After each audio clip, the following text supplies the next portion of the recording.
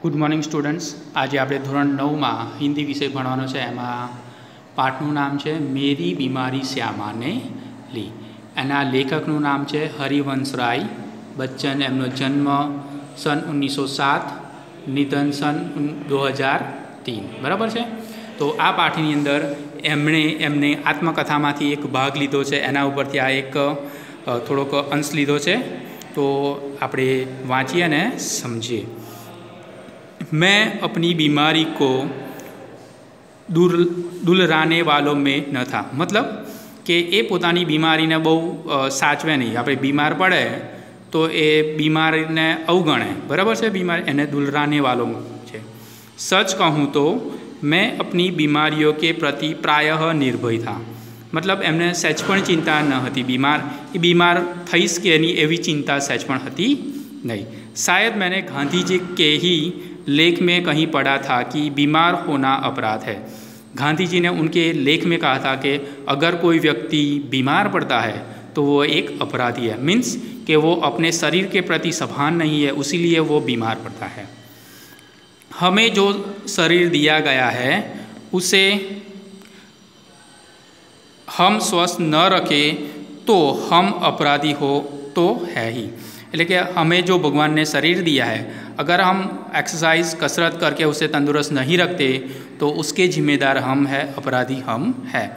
मैं इस तर्क को कुछ और आगे ले गया तो गांधी जी की यह बात को लेखक कुछ और तक, मतलब कि वो ज़्यादा प्रयत्न करते हैं, उसे अपने बीमारियों को बिल्कुल भी ध्यान नहीं देते। अपराधी को दंड देना चाहिए कि जो भी अपराधी है उसे दंड देना चाहिए। जो अपने शरीर की अच्छी तरह से देखभाल नहीं करता उसे सज़ा तो मिलनी ही चाहिए। मुझे जब कभी छोटी मोटी बीमारी होती, जुकाम, बुखार, खांसी, सिर दर्द, तो मैं खाट पर न लेटता और भी अपने से काम लेता।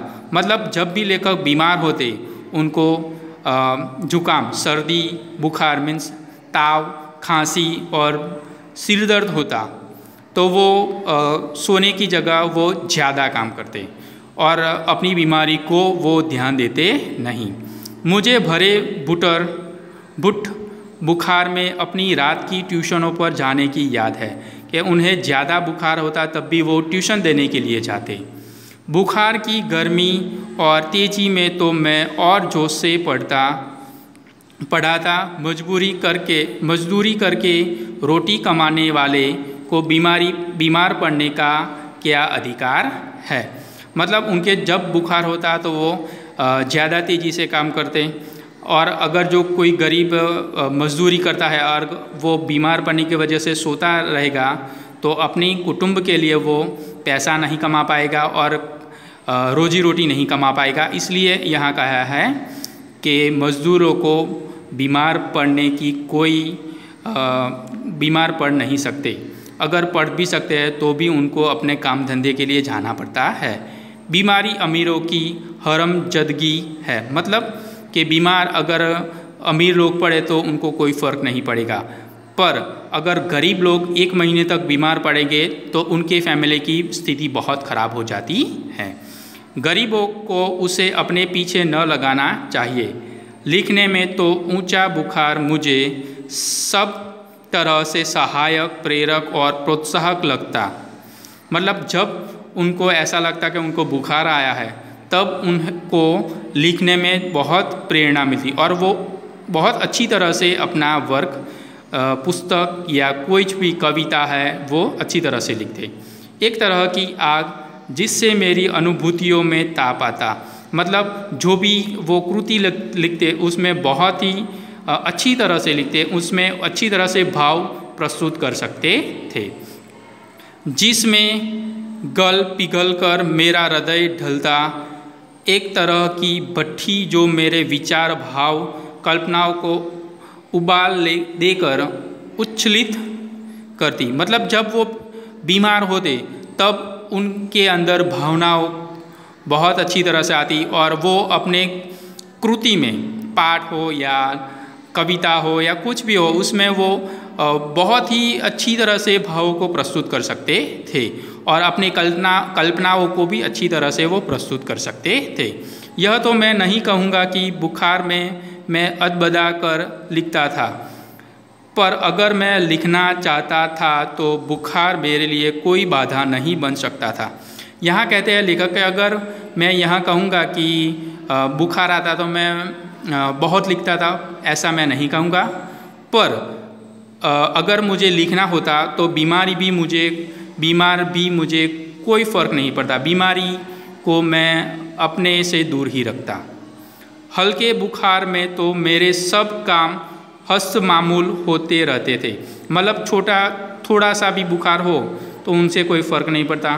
कोई मेरा बदन छूकर कभी कहता था कि तुम्हें तो बुखार है, तो मैं पट से जवाब देता था कि हाँ बुखार है और मैं भी हूँ। कोई वक्त कोई व्यक्ति एમને સ્પર્શ કરે તો કહે તમને તો તાવ છે, તે વખતે કહે છે હા તાવ પણ છે ને હું પણ છું, એટલે અહીં આગળ એ તાવને એક નોર્મલી સામાન્ય બાબત ગણતા। शायद किपलिंग ने अपनी आत्मकथा में लिखा है कि कभी कभी उसे बुखार में भी काम करना पड़ता था और जब वह बुखार में होता था तो और अच्छी कहानियाँ लिखता था।